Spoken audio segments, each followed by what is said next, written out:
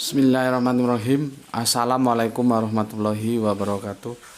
Asyhadu an la ilaha illallah, asyhadu anna Muhammadar Rasulullah. Allahumma sholli ala sayyidina Muhammad wa ala ali sayyidina Muhammad.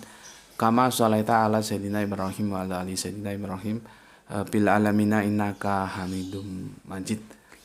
Sebelumnya kita panjatkan dahulu doa kepada Gusti Allah Ingkang Maha Agung ya, atas sholawat yang mereka berikan kepada channel dakwah ini, semoga menjadi catatan langit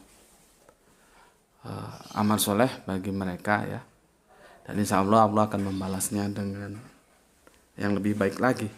Begitulah doa yang kita panjatkan kepada Gusti Allah Agung, kepada seluruh saudara-saudara kita yang telah memberikan sholawatnya ya. Sudah sepantasnya lah ya kita berterima kasih karena lewat kemurahan hati mereka sehingga channel ini dapat eksis hadir dalam ruang-ruang diskusi kalian semuanya. Oke, berikutnya kepada seluruh viewer terkasihku ya, aku ucapkan terima kasih ya, yang semoga anti skip, anti download ya, dan yang berkenan silakan di share link-link kajian dari channel dakwah ini ya.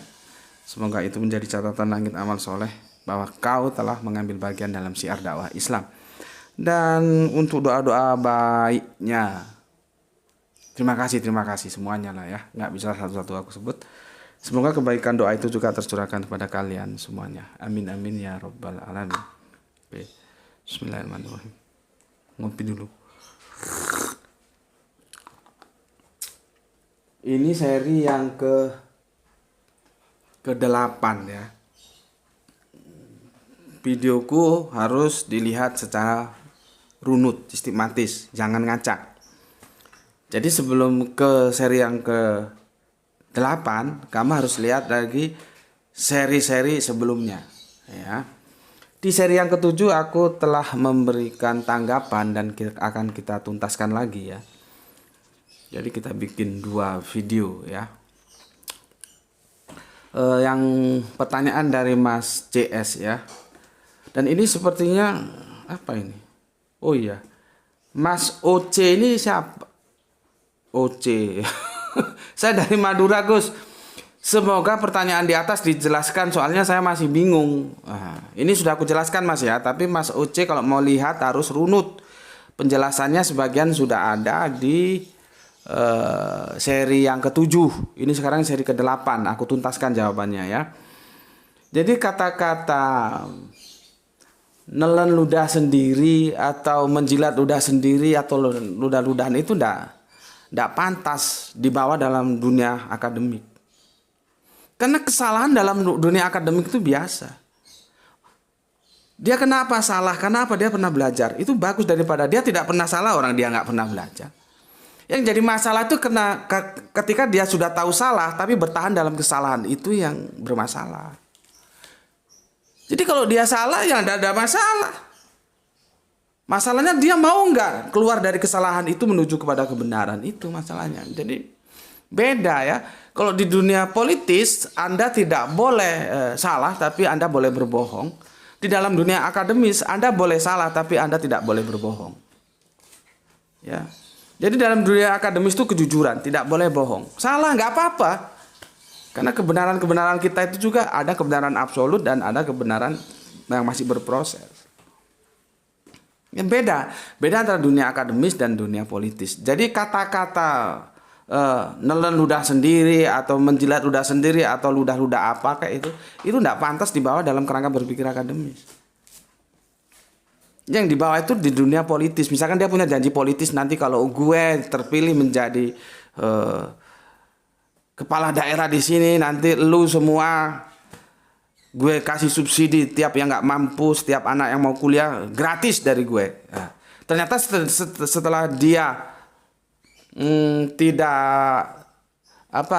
tidak bisa melakukan apa yang dia janjikan, terus dia ngomong lagi bahwa gue tidak pernah berjanji bahwa akan memberikan subsidi setelah dia terpilih menjadi, katakanlah menjadi kepala daerah apa gitu, bupati, gubernur atau apapun. Nah itu menelan ludah sendiri atau menjilat ludah sendiri gitu loh. Sesuatu yang sudah dijanjikan ternyata dia membuat pernyataan lagi untuk menganulir janjinya. Itu dunia politis begitu, dunia akademis enggak boleh. Enggak ada seperti itu. Salah itu tetap salah, ya salah biasa. Gitu loh ya. Yang jadi masalah ketika kamu tetap bertahan dalam kesalahan. Itu ya. Oke. Jadi masalah apa ini? Masalah seperti yang aku bilang, sebetulnya aku mau link videonya itu ditampilkan karena 1000 video lebih aku nggak mungkin hafal. Tampilkan aja nanti supaya aku bisa lihat sehingga aku bisa menjelaskan video mana yang kamu maksud. Kalau aku mengatakan apa ini tentang Maryam lolos dari hukum Torah, ya. Kalau itu salah ya sudah kita tinggalkan, tidak ada masalah. Kenapa rupanya? Sekarang kita menuju kepada kebenaran. Gitu loh, kan kita berproses nih. Makanya aku bilang kalian belajarlah. Kalau salah nggak ada masalah, namanya belajar. Gitu loh. Karena kebenaran itu ada kebenaran absolut, ada kebenaran masih berproses. Ketika sudah dia mencari titik akhir, maka dia kebenarannya menjadi kebenaran absolut. Gitu loh. Ya, seperti dulu aku bilang Kanjeng Nabi Muhammad buta huruf, iya dulu. Ya, tapi kan berproses. Setelah aku belajar. Oh ternyata tidak, aku tinggalkan itu. Bahwa sekarang ternyata Nabi Muhammad itu melek huruf. Berubah dia. Ya. Seperti dulu aku kalau sholat kan Bismillahirrahmanirrahim. Alhamdulillahi Rabbil Alamin. Ar-Rahmanir-Rahim. Dulu aku begitu. Setelah aku belajar itu aku tinggalkan. Karena setelah aku belajar aku tahu bahwa kita sholat itu bukan sedang nyanyi seperti film-film India berhadapan dengan para dewanya. Enggak begitu. Kita sedang curhat. Jadi bahasanya bukan bahasa lagu, tapi bahasa dialog. Kita sholat itu dalam rangka berdialog kepada Gusti Allah Ingkang Maha Agung. Orang Jawa bilang sepo marang Gusti. Bukan menyanyi seperti film-film India ketika di kuil-kuil dewa-dewa mereka. Tapi kalau ada yang masih memahami dan masih dilakukan, ya monggo aja karena dia belum beranjak dari pemahaman bahwa sholat itu dialog bukan bernyanyi. Kan sudah berubah aku. Jadi kalau misalkan aku dulu nggak tahu, kamu videonya nggak kamu cantum, jadi agak sulit ngomentarinya ya. Jadi komentar aku yang bisa aku berikan seperti itu ya. Kalau misalkan dulu aku berkata apa, sekarang berkata apa, itu dalam proses ya. Dan dia belum menemukan kebenaran-kebenaran yang absolut. Dan aku bilang di kajian-kajian ini ternyata ada yang salah dan kamu menemukan kebenaran lain, ya harus ditinggalkan. Itu ya. Jadi supaya kamu pahami. Itu untuk Mas OA yang ada di Madura ya. Semoga tidak bingung ya. Nanti kalau bingung ya goceran cagak orang bilang. Pegangan tiang. Tiangnya apa? Al-Quran dan hadis itu. Dan tanyakan kepada orang-orang yang ngerti. Itu jawaban aku dan semoga bisa dipahami ya. Jadi seperti itu ya. Oke, sekarang aku akan menceritakan kepada kamu ya, seperti di episode yang dahulu ya, bahwa kata Pi Mahdi ya itu ada di Ali Imran ya, surat 3 ya, surat 3 ayat yang ke-46 ya. Itu berbicara wa yukalimu nasa fil mahdi wa kahla wa minas solihin ya. Fil mahdi ya. Itu diartikan apa? Fil mahdi itu di sini buayan. Nanti di surat Al-Maidah surat 110 juga dia diartikan buayan ya. Di situ juga fil mahdi. Di dua ayat ini itu sebuah berita bahwa sejak dalam buayan itu Kanjeng Nabi Isa itu sudah bisa berbicara, dan itu pun jangan kamu anggap berbicara itu ngomong kurma terus misalkan apa shalom, bukan begitu. Terus apa lagi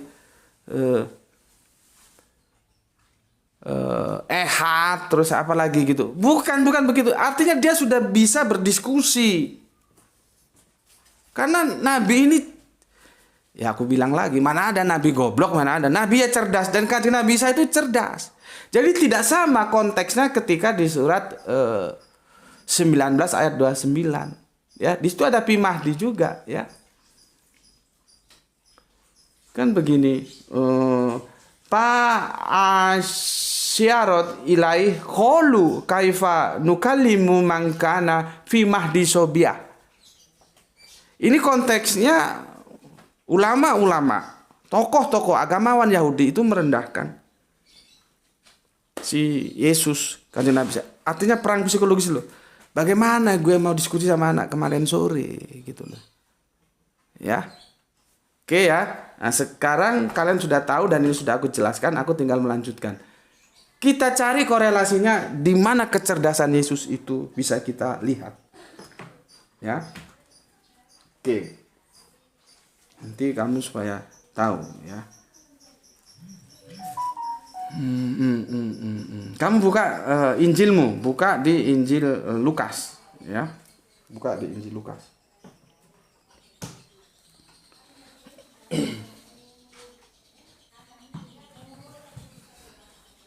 Injil Lukas, kamu buka Lukas 2 mulai 41 dan 52. Nih. Nih ya. Dah? Di Lukas ini ya. Bukan. Perikopnya Yesus pada umur 12 tahun dalam bait Allah. Ya. Dalam bait Allah. Buku itu dari atas nomor ya dua-duanya sini ya. Ya dua-duanya. Oke, aku kemarin merekomendasi jangan lupa kamu baca ini karena kita berbicara Yesus juga berbicara Bunda Maryam. Panggil Aku Maryam, sebuah biografi kritis Bunda Maria. Ini dari Leslie Heslott. Ini orang Yahudi ini yang nyusun. Cewek.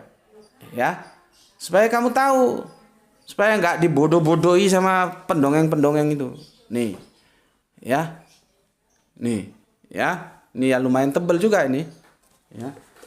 Aku kalau baca buku langsung aku kasih merah-merah seperti ini yang penting. Mbak. Ya. Terus kita acak. Ini aku buka acak nih ya. Nih juga, ini ada yang penting berarti ada aku kasih merah. Ya. Kamu baca ini. Supaya kalau diskusi itu kamu punya literasi gitu loh. Nah, ini kita lihat di buku ini ya. Di buku ini tentang kemarin sudah aku tunjukkan tapi sebagai pengingat lagi. Ya, pada usia 12 tahun, konon menurut Injil Lukas, Yesus piawi berdiskusi agama dengan para alim ulama.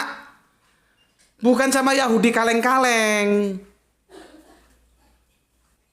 Ini alim ulamanya Yahudi nih, di bait Allah. Ini digambarkan seperti ini. Ya. Jadi perspektif Mahdi itu ya sudah bisa bicara itu. Kan kemarin sudah aku jelaskan apa metaforanya itu ya. Anak dalam pengawasan, dalam didikan yang sedang belajar.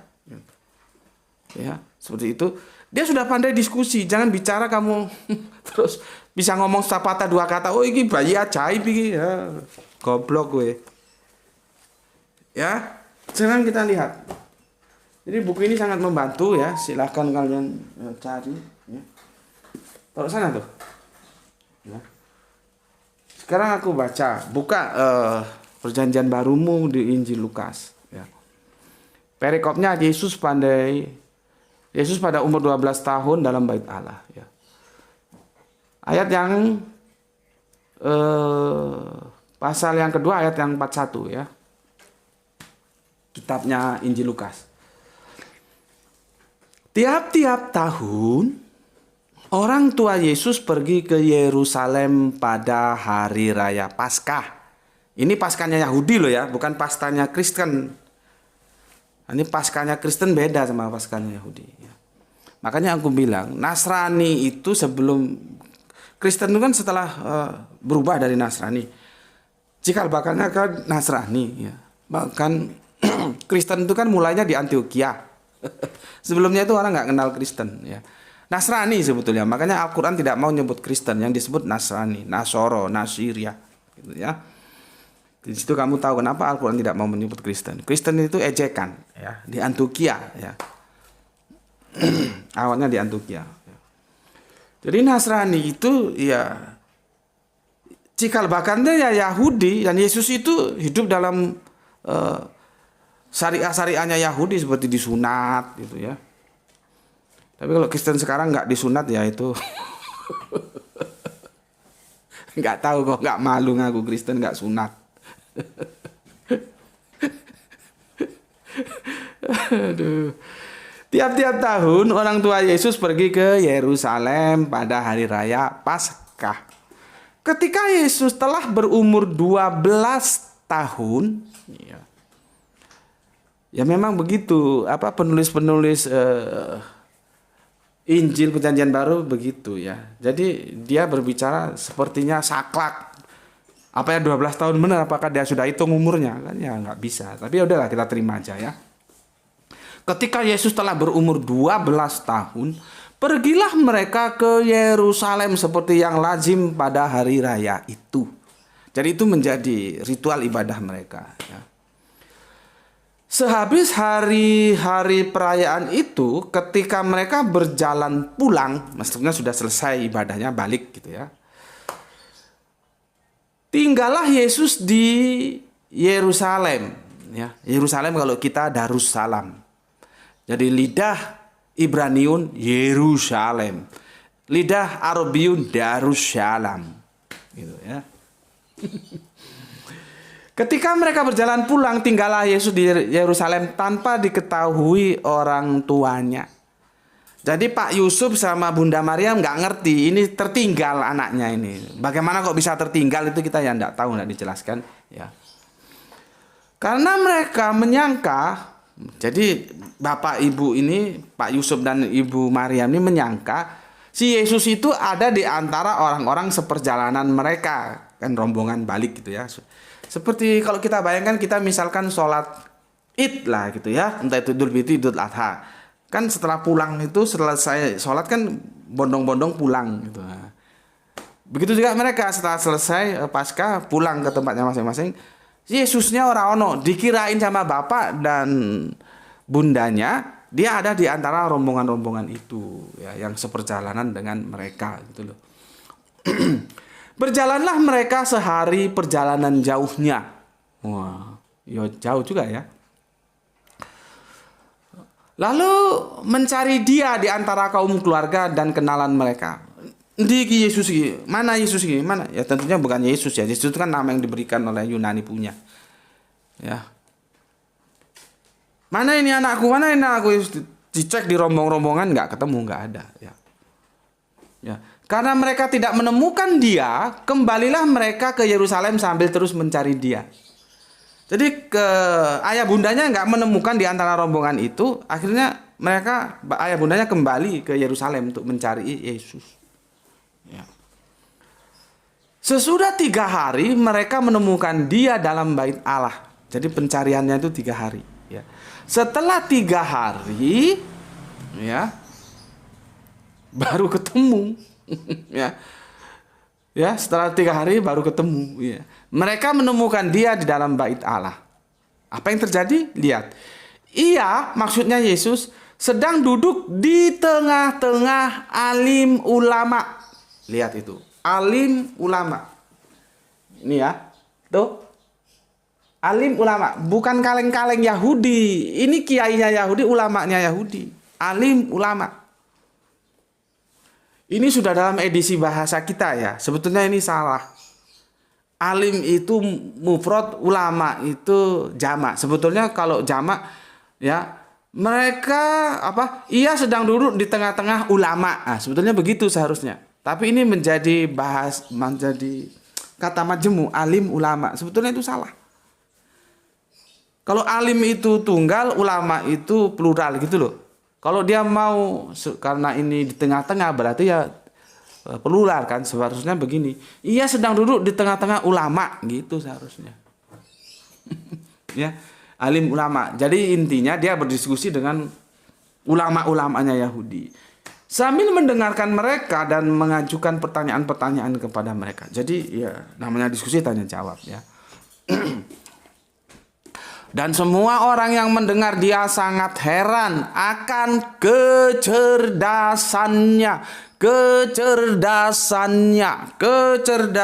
Buka telingamu, buka otakmu, Yesus itu cerdas. Masih dalam buayan sudah mampu berdiskusi dengan ulama. Bukan dengan kaleng-kalengnya Yahudi, dengan ulamanya Yahudi. Itu yang gue bilang tadi, terpotret dalam Quran surat Al-Maidah dan Ali Imran. Masih dalam Pi Mahdi sudah canggih. Gitu, ya. Oke. Aku ulangi lagi, dan semua orang yang mendengar dia sangat heran akan kecerdasannya dan segala jawab yang diberikannya. Tanya jawab, dijelaskan. Ya. Apa Yesus ketika tanya jawab dia menghujat? Nah, seharusnya anjing-anjing itu lihat ini. Ini dalam diskusi ini Yesus tidak sama sekali menghujat. Apa argumentasinya dia sampaikan. Maka kalau anjing-anjing itu masih belum berubah, malu dong kalau ngaku-ngaku menjadi pengikutnya. Orang dia sendiri itu berdiskusi dengan baik kok. Kok bisa begitu, Gus? Nah, bukti kalau dia nggak berdiskusi dengan baik dihabisi sama Yahudi. Gitu loh. Buktinya kan nggak dihabisi dia. Ya. Dan ketika orang tuanya, maksudnya ibu bapaknya, melihat dia, tercenganglah mereka. Lalu ya kaget gitu ya, tertegun. Loh, anakku rek, diskusi karo ulama-ulama. Salah. Diskusi karo ulama. Gitu ya. Anakku diskusi dengan para tokoh-tokoh agamawan. Nah, gitulah ya. Lalu dan ketika orang tuanya melihat dia, tercenganglah mereka. Lalu kata ibunya, kata bundanya maksudnya kepada Yesus ya. Nah, mengapa engkau berbuat demikian terhadap kami? Bapakmu dan aku dengan cemas mencari engkau. Jawabnya, maksudnya jawab Yesus kepada mereka, kepada ibu bapaknya ya. Mengapa kamu mencari aku? Tidakkah kamu tahu bahwa aku harus berada dalam rumah Bapakku? Lihat. Rumah Bapakku. Bait Allah itu rumah Bapaknya Yesus. Jadi Yesus itu punya ya Bapak namanya Allah, bukan Yesusnya Allah.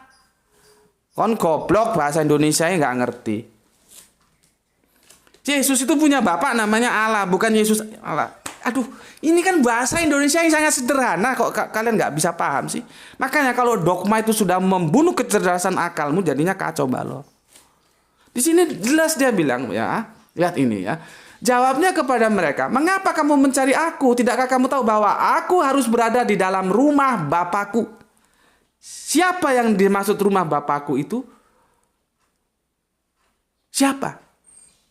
Yaitu bait Allah, baitnya Allah, rumah Allah, bait Allah.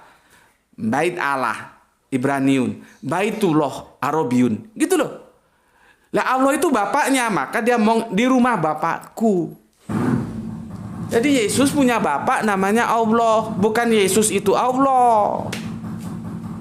Yang punya nama Allah itu bapaknya Yesus. Yesus itu punya bapak, gitu loh. Namanya Allah. Kalau bahasa gini aja kamu bingung ya, gimana mau menjelaskan ya? Oke. Tetapi mereka tidak mengerti apa yang dilakukannya kepada mereka ya. Lalu ia pulang bersama-sama mereka ke Nazaret, kembali ke Nazaret ya. Dan ia tetap hidup dalam asuhan mereka. Masih diasuh ya. Masih dalam asuhan. Itu dalam buayan. Ya. Dan ibunya menyimpan semua perkara itu di dalam hatinya. Ibunya, waduh, hebat juga ya anakku. Cuman dalam hatinya ya. Dan Yesus makin bertambah besar dan bertambah hikmahnya dan besarnya. Dan makin dikasihi oleh Allah dan manusia. Ya, Yesus semakin bertumbuh besar ya. Dia semakin dikasihi oleh Allah dan manusia. Jadi bertambah besar bukan tambah dia menjadi Allah, enggak. Dia dikasih oleh Allah dan manusia, bertambah besar. Bertambah juga cerdasnya. Sekarang kita lihat di mana kecerdasan dia ketika sudah besar, sudah dewasa. Ya.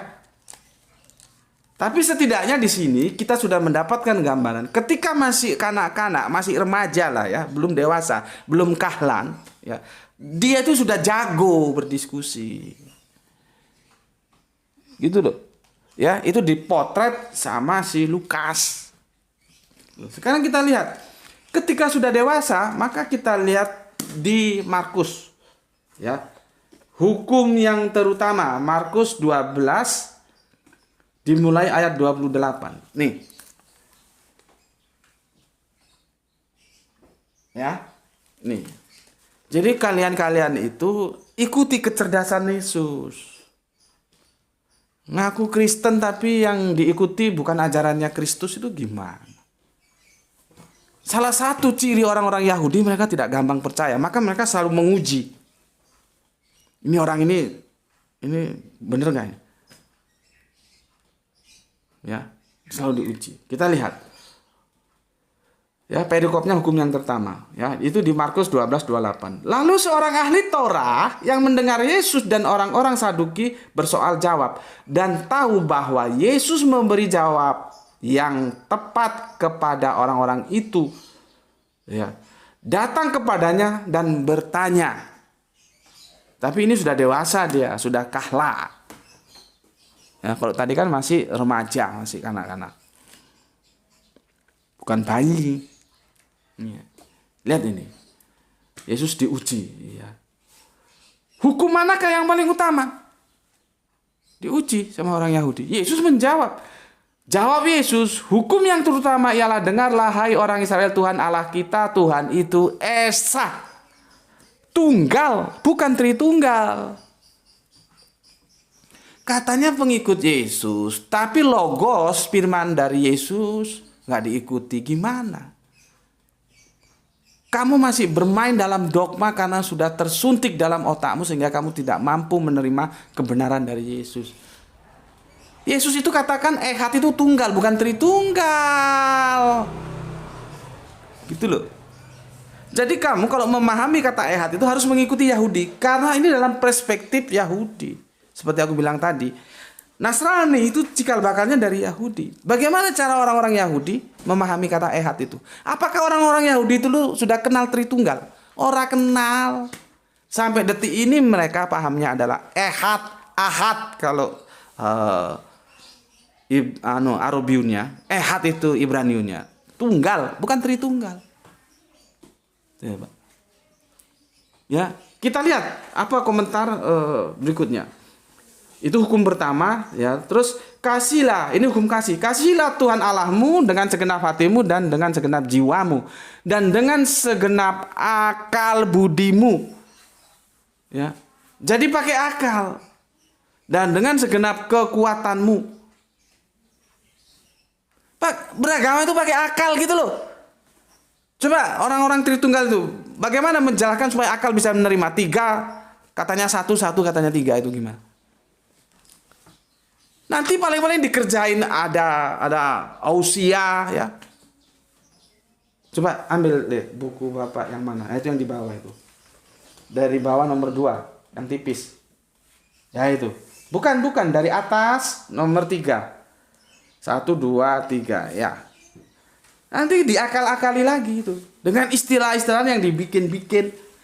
Tuhan dibagi menjadi hipostasis dan ausia. Kapan Allah itu memperkenalkan dirinya?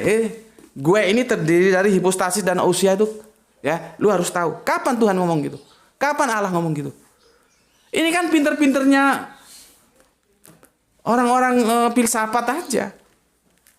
Nah, Tertulian kok diikuti. Ngikuti itu Yesus, bukan Tertulian. Inilah efek tidak taat terhadap Alkitab.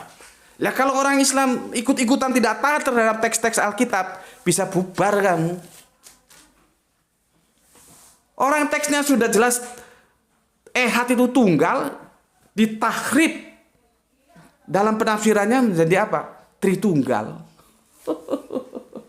Makanya hingga detik ini konsep teologis, konsep Tuhan dalam kekristenan itu terpecah dan tidak ada titik temu. Sampai kiamatnya begitu, karena nggak taat terhadap teks. Tekstualnya mengatakan Sema o Israelu Yahweh Elohenu Yahweh Ehad. Kalau orang lisanul Arabian Ahad, direkayasa lagi, sudah ada eksegese. Oh, ini harus Tritunggal. Maka Ehad itu kesatuan, bukan satu. Untuk bisa itu dibikinlah ya. Berikutnya apa yang disebut Allah menjadi hipostasis dan ousia. Orang kata-kata hipostasis ousia itu aja bukan kata-katanya orang Israel kok. Itu kata-katanya orang Yunani sono. Makanya lu kalau ada diajarin tentang Tritunggal itu, lu lawan itu. Bener nggak itu? Dari mana? Kan di Ulangan 29 sudah jelas. Ya. Bagi kita apa yang Allah kan nyatakan saja. Yang tidak nyatakan itu milik Allah. Allah menyatakan dia Ehad Tunggal. Kalau lu nggak ngerti kata Ehad, jangan lu banyak macam. Lu tanya kepada orang Yahudi sana. Apakah mereka menerima Ehad itu sebagai Tritunggal? Nanti direkayasa lagi. Oh itu Gos, itu Ehad. Kalau tunggal itu Yahid. Lu ngoceh gitu 1000 kali bagaimana gue percaya. Yang punya bahasa itu orang Israel sana. Gue lebih percaya orang Israel. Gue mau tanya artinya dok remah, itu harus gue tanya kepada orang Madura, karena itu bahasa Madura. Gue lebih percaya orang Madura. Gak mungkin gue tanya artinya dok remah itu kepada orang Padang, gak mungkin. Karena itu bukan bahasanya orang. Mau orang Padang bilang apapun tentang dok remah, kalau itu tidak sesuai dengan apa yang dikatakan orang Madura, itu mesti aku tolak. Logika berpikir begitu. Seperti kamu ngoceh bahwa Yahid itu seharusnya yang tunggal, tapi Ehad itu adalah Tritunggal, merupakan kesatuan. Itu mbok ngoceh 1000 kali enggak gue dengar. Karena yang kamu katakan itu tidak sinkron dengan yang dipahami Yahudi. Yesus kan bilang keselamatan datang dari bangsa Yahudi. Kenapa enggak taat dengan kata-kata itu? Jadi Yesus ya diuji di sini, tapi dia nggak kaget. Usia 12 tahun aja dia sudah terbiasa menghadapi alim ulama. Kalau di bukunya itu ya seharusnya ulama gitu aja. Ulama-ulama Yahudi sudah dia hadapi. Ini dia sudah dewasa kok, nggak keder ya. Kita lanjutkan ya. Jadi pakai akal budi ya. Injil yang memberitakan, pakai akal budi, bukan pakai dogma beragama itu, bukan pakai dongeng. Dan hukum yang kedua ialah kasihilah sesamamu manusia seperti dirimu sendiri. Jadi ada 2 hukum. Hukum utama, hukum yang kedua. Hukum yang pertama itu adalah tauhid. Hukum yang kedua itu hukum kasih, saling menyayangi. Dalam Islam bagaimana? La ilaha illallah, kasih, saling menyayangi. Makanya kita membaca setiap bacaan itu di awal Al-Quran itu Bismillahirrahmanirrahim. Dengan nama Allah yang Maha Pengasih lagi menyayang. Karena benang merahnya juga masih bisa kita lihat. Gitu loh. Itu artinya hukum itu berbicara dalam konteks hablum minan. Nah, ini orang Kristen tahu nggak ya? Hablum minallah dan hablum minannas. Kasih itu hablum minannas. Tauhid itu hablum minallah. Membina hubungan secara horizontal dan vertikal secara tepat Alkitabiah. Gitu. Ya. Oke. Dijawab gini, tidak ada hukum lain yang lebih utama daripada kedua hukum itu. Jadi itu hukum fundamental. Nah, kita lihat apa responnya orang-orang ahli Taurat itu. Lalu kata ahli Taurat itu kepada Yesus, ya. Lihat ini. Tepat sekali guru. Benar katamu itu bahwa dia Esa, dia tunggal. Kalau Yesus ngomong Tritunggal, dihabisi dia sama orang Yahudi. Nggak nunggu nanti penyalipan, dihabisi. Yahudi, lu ini mau bikin macam-macam, Allah tunggal, tiba-tiba lu bilang Tritunggal.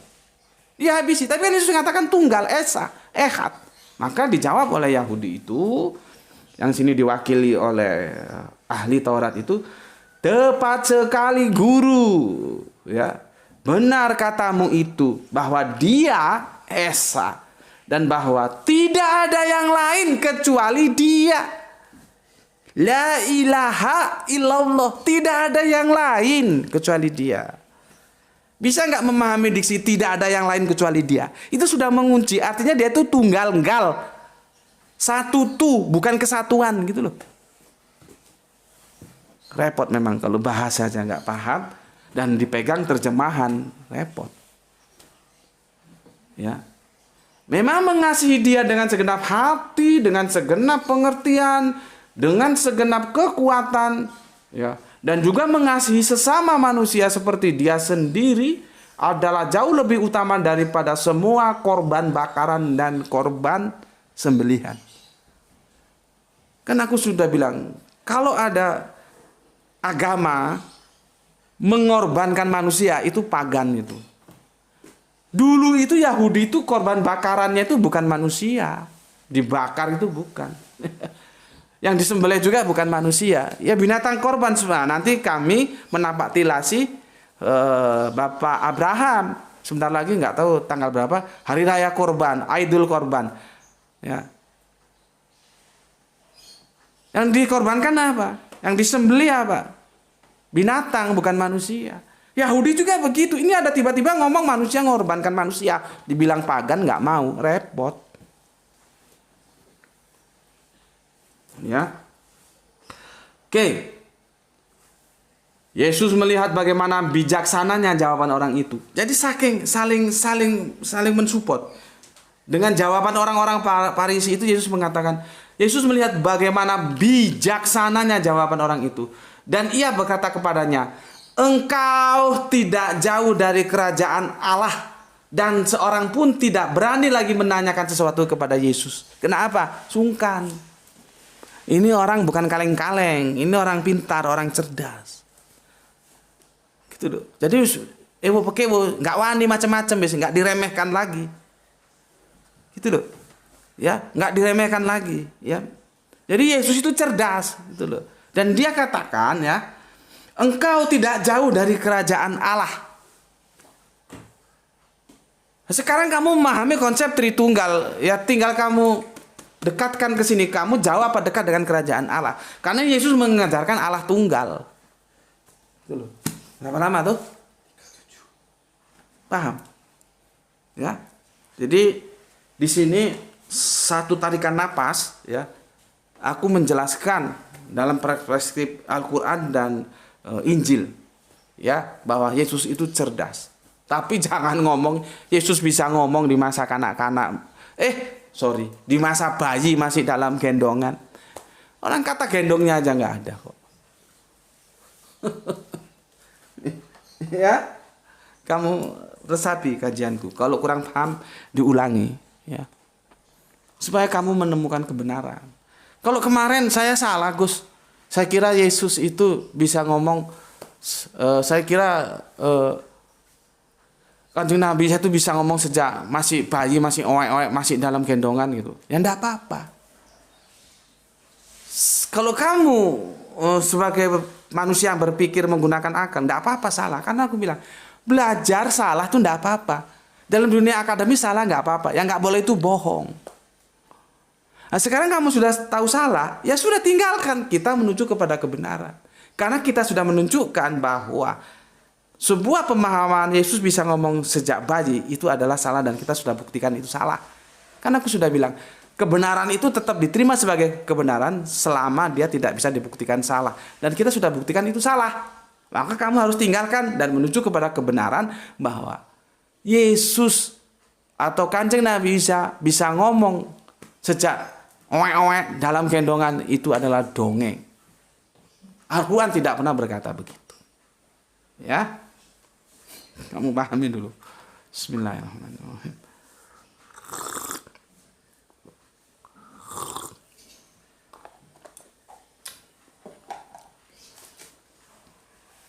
Untuk yang teman-teman Islam, ya, seperti yang aku bilang tadi, ini satu tarikan napas. Artinya sekaligus aku jelaskan.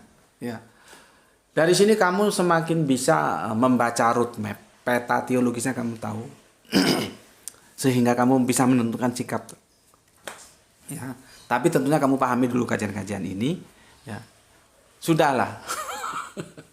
Argumentasinya itu ndak ada untuk mengatakan bahwa ada bayi bisa ngomong kecuali dongeng. Dan jangan pahami Al-Quran itu dengan perspektif dongeng, tapi dalam perspektif logika, berpikir gitu ya. Untuk teman-teman Kristen, karena ini salah satu tarikan napas, khususnya yang Tritunggal atau yang Oneness, untuk saksi Yehova dan Kristen Tauhid dan sepertinya Mormon. Karena aku pertama kali ketemu dengan Mormon itu aku nggak tanya, dia langsung jawab, kami bukan Tritunggal Pak. Aku juga heran, aku nggak tanya, dia langsung ngomong kami bukan Tritunggal Pak. Loh, ya namanya aku menghormati, oh iya begitu ya. Seharusnya kalau aku saklek, lo memangnya gue tanya lu Tritunggal. Di situ gue tangkap memang dia ingin menunjukkan eksistensinya supaya tidak mau Mormon itu disamakan dengan mainstream kekristenan yang memegang konsep teologis Tritunggal. Ya, dia tidak mau. Pada waktu itu misionarisnya dari Amerika ya ketemu aku, langsung dia ngomong kami bukan Tritunggal Pak. Ya, jadi pahami bagaimana diskusi Yesus masa kanak-kanak seperti itu ya. Setelah usia dewasa dia berbicara tentang, kalau bahasa kami ini ya, bahasa Islam, konsep kehidupan yang hablum minallah, tentang Sema'u Israelu Yahweh Elohenu Yahweh Ehad. Jadi Ehad.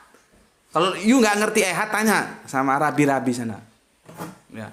Dan berikutnya setelah itu hablum minallahnya, hablum minanasnya dia bilang kasihilah sesamamu. Ya. Jadi ada kasih. Jadi kalau mulutmu kotor itu kasihnya di mana? Ngaku Kristen, mulutnya seperti anjing. Apa benar Kristen dia? Nggak pernah Yesus itu dalam catatan Injil dia berdebat, dia berdiskusi terus maki-maki, ya, maki-maki siapa kayak nggak pernah dia. Buka itu Injilnya ada. Makanya kan gue ngomong sama semuanya. Kalau ada yang tidak seperti manusia, artinya seperti anjing, apapun komennya aku biarkan, tidak aku hapus sebagai bukti supaya orang nanti tahu. Itu kan menjadi rekod. Oh ini ada anjing nih, diskusinya seperti ini karena dia nggak punya literasi. Gitu. Nggak aku jawab, bukan karena aku nggak bisa jawab, bukan karena aku nggak tahu. Karena aku sedang mendidik dia. Kalau dia mau mendapatkan jawaban dari aku, jadilah kamu manusia. Baru aku beri jawaban. Kemarin tanya tentang semut sudah aku jawab seperti itu. Ya. Karena dia sudah menjadi manusia. Kalau nanti dia menjadi anjing, ya nggak aku jawab lagi. Cuman ya harapanku tetaplah menjadi manusia. Supaya kamu nggak diketawain orang. Karena Yesus tidak pernah mengajari mulut itu seperti anjing, tidak pernah. Diskusi ya diskusi secara baik. Karena kalau dia mengumpat saja, menghujat saja, itu dihabisi oleh Yahudi. Tapi kan enggak. Ya, itu artinya Yesus itu di samping cerdas, dia apa ya? Ya hukum kasih itu tadi, mengasihi sesama. Ya, enggak ada hujat dalam mulutnya. Itu dari aku ya. Jadi untuk yang Islam seperti itu, untuk yang Kristen seperti itu, silakan kalian pelajari dan pahami. Untuk saudara-saudara Islamku, aku ucapkan semoga mendapatkan rezeki yang barokah dan sehat selalu ya. Dengan sebuah pesan ya, jaga Islam, jaga Al-Qur'an, jaga Allah, jaga Kanjeng Nabi. Miliki dia menjadi milik yang abadi dalam hatimu, jangan sampai hilang. Kamu boleh kehilangan apapun, bahkan kehilangan nyawamu, tapi jangan sampai kehilangan yang itu. Allah, Al-Qur'an, Kanjeng Nabi, Islam. Jangan sampai kehilangan.